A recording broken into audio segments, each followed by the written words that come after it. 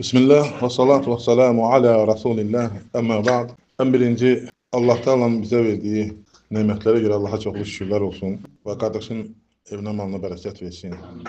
Ve Allah Teala ibadetlerimizi, oruçlarımızı kabul etsin.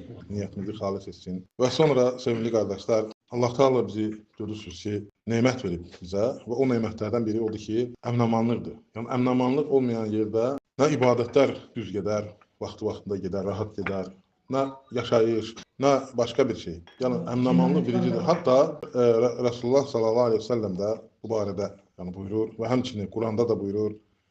İbrahim aleyhisselam en birinci öz evladlarına yani Məkkə şəhəri için. Onlar için birinci ne istedi? Dedi əminamanlıq şəhəri ve sonra ruziləndir. Yani ruzi elbette lazımdır ama əminamanlıq olmayandan sonra o ruzi bizim için yani hiçbir fayda vermez. Onu rahat yiyebilmeliyiz, rahat xərcləyə rahatlığını görə bilmərik. Ve ona göre şükürler olsun, elhamdülillah. Allah bütün Müslümanlara kömək olsun her yerde. Şükür Allah, bazı yerler var ki orada görürsən ki yemeğe heç nə tapmır. Səhər sahura. Elə yerdə var ki iftara heç nə tapmırlar yemeğe. İçməyə adi bir dənə su nədir? Biz isə rahatdır şükür Allah. Yani bunlar nemətdir ha, onlarda da olub vaxtıyla. Elə bilmir ki orada heç nə yoxdur. Onlarda belki de bizden de çok nemətləri var onların. Ama görürsən ki əminamanlıq olmadığına göre o nemətlər hamısı nədir? Tapa bilmirlər. Ona göre en birinci yani buna fikir vermək lazımdır. Birinci, yani bunu qədrin bilmək lazımdır ki, bundan Allah Teala bizden almasın. Allah Teala nemətləri insanların əlindən en birinci günahlara göre alır. Ve en büyük günah da Allah Teala'da üst çevirmək, ibadet etməmək, onu yaddan çıxarmaq, onun buyurduğunu etməmək en birincidir. Ve sonra günahlar, sonra başka əməllər. Allah bizi korusun. Ve çalışmaq lazımdır ki, sənin ibadətlərin yani qəbul olur. Onu bütün əməlləri düzgün etməlisən ki, buyurulanları düzgün əməl etməlisən ki, sen ettiğin ibadetler kabul olsun. Ve onu çalışmak lazım. Ve düzgün olması için de Kur'an ve sünneye uygun olmalı. Kur'an ve sünnede sen seleflerin başa düştüğü gibi başa düşmelisən. Yoksa sen düzgün başa düşe bilmezsen. Selefler kimlerdi? Sahabelerdi birinci. Ve onlardan sonra gelen elimli ve imanlı adama değiller. Yani onlar daha düzgün başa düşürdüler ve daha düzgün anlayırdılar. Ona göre de senin ibadetlerin düz olması için çalışmalısan. Ve özünüz görürsünüz ki bu Ramazanda da əfsuslar olsun ki yine de o ay meselesi ortaya girdi. Bəziləri ayın 18'i oruç tuttu. Yani bu tamamıyla səhvdir. Bu tamamıyla səhvdir. Düzgün değil. Bu tehlikeli bir şeydir. Həmişə bir şeyi yadımızda saxlayın ki. Belki ola bilsin insan fikirləşər deyər bu nədir bəyəm mən 18'i oruç tutdu yaxud xırda məsələdir də. Amma ola bilər sən oruç tutursan, ibadət edirsən, qəbul eləyər Allah səndən. Yoksa yox, eləməyə də bilərsən. Nəyə görə? Çünki en doğru yol Muhammed sallallahu aleyhi ve sellem'in yoludur. Onun yoluna uygun olmalıdır. Onun buyruğuna uygun olmalıdır.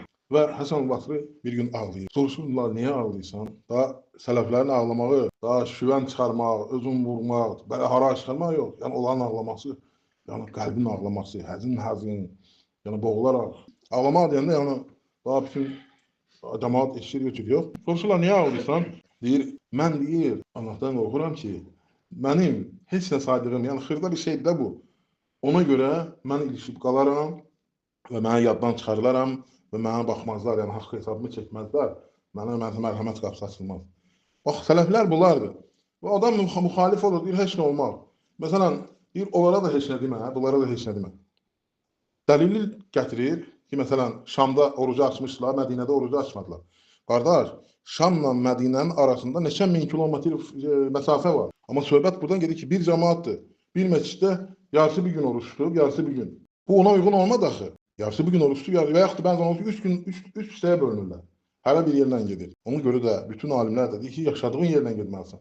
Bu dəlil deyil. Onu gətirdi ki, onlar da hələ idilər də.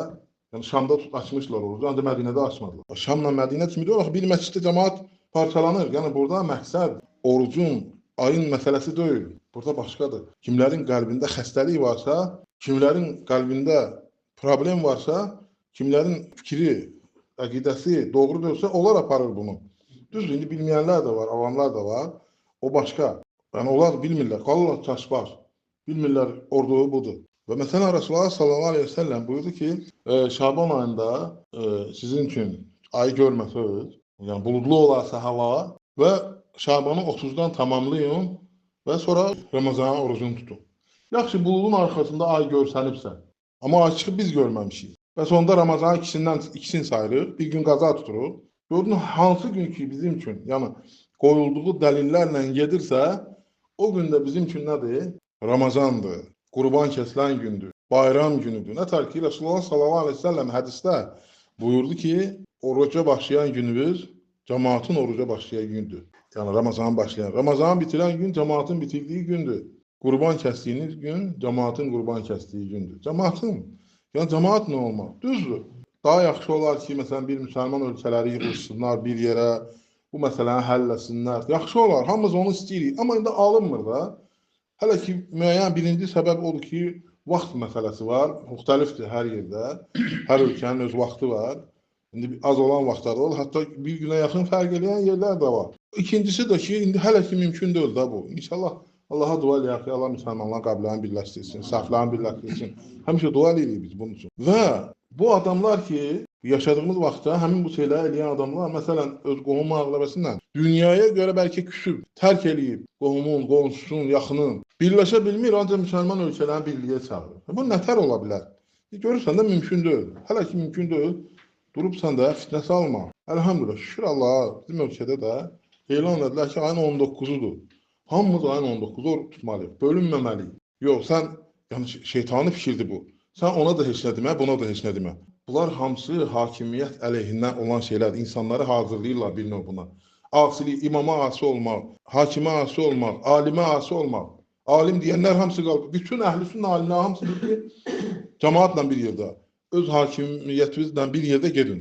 Elan edibsə hakimiyyətdə kimdir? Yəni onların rəiyyətisiz, onunla bir yerdə elan edib onunla gedin. Yəni burada nə tərsən əhlüsünnəsən, nə tərsən sələfi deyirsən, özbək ki, tamamilə müxalifsən. Bunlar fikir bundadır. Yəni biz uşaq deyilik, əlhamdülillah. Biz görürük hər şeyi. Kimlərdir onu eləyənlər? O nə sözdür?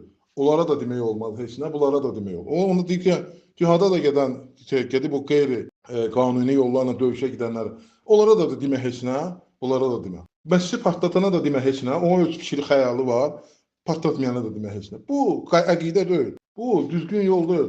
Yəni insanlar buna hazırlayırlar. Biz ona görə narahatıq. O cəmiyyət bizə də təsir edir, biz də orada yaşayırıq, müsəlmanlara da təsir edir. Bir müsəlman, yəni başqa bir müsəlmanın əlinə bir tikan batsa belə göynəməlidir. Bəs nəyə görə Resulullah sallallahu aleyhi ve sellem buyurdu ki, müsəlmanlar bir cəsəd kimidir. Cəsəddə bir yer ağrıyan kimi bütün bədən ağrıyır. Yəni biz belə olmalıyıq. Müsəlmanlar bir cəsəd kimi olmalıdır. Bir bina kimi olmalıdır. Hamısı bir-birini tutmalıdır. Peyğəmbər sallallahu aleyhi ve sellem buyurdu. Barmaqların keçidi bir-birinədir ki, bu cür binalı kəndə nə tər ki, kərpiclər bir-birini tut, bərk saxlayır. O cür mü olmalıdır müsəlmanlar? Yoxsa bu cür bunlara fitnələrlə, bu cür fikirlərlə, bu cür bölünmələrlə mümkün deyil. Və bunlar şərə gedir. Hərə öz fikrinə, hərə öz ağlına, hərə öz kim hansısa ölkənin marağına.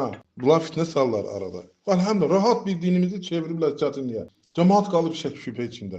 Ya Resulullah sallallahu aleyhi ve sellem bizə dedi də, Şabana 30 gün əgərləri bulud gəlibsə. Yaxşı orada şək eləyərdilər ki, bəlkə buludda görsənim, bəs bizim o axırıncı 10 günümüzü nə vaxtdan hesablayar? Və yaxud da bizim tək gecəli nə vaxtdan hesablayar? Görsən heç kəs heç nə demədi. Yəni aydındır ki, yəni 30-dan tamamlayıbsansa, deməli sənin üçün Ramazanın biri Ramazanın biridir. Vəssalam. Rahat. Və əsas məqsəd odur ki, sən nə edəsən? Ramazanda doğru, düzgün ibadətlər eləyəsən, qazanasan, qazanmaq üçün. Əlhamdülillah, Allah Teala bizi bağışlasın, Allah bizə rəhm eləsin, Allah bütün müsəlmanlara kömək olsun, tutduğumuz orucları qəbul etsin, Ramazanı qazananlardan etsin, Allah ölkəmizi xeyr içərisində etsin, Allah ölkəmizi əmn-aman içərisində etsin, Allah ölkəmizi şərdən, fitnədən, fitnə əhlindən qorusun və Allah Teala ölkə başımızı qorusun, onu xeyr üzərində etsin, onu haqq üzərində etsin, bizə rəhm eləyənlərdən etsin, haqqın cərçisi etsin. Allah şəhidlərimizə rəhmət eləsin, Allah əskərlərimizi qorusun, hərbiçilərimizi qorusun, əmin-amanlığımızı qoruyan balalarımızı qorusun. Allah Teala bütün müsəlmanlara kömək olsun, Allah bizə xeyr qapısı açsın, Allah bütün ibadətlərimizi qəbul etsin, bizə güc və qüvvət versin, rahatlıq versin. Allah razı olsun. Subhanəkallahumma bihamdik, nəşhədu an la ilahə illə əntə, nəstəğfiruka və nətubu.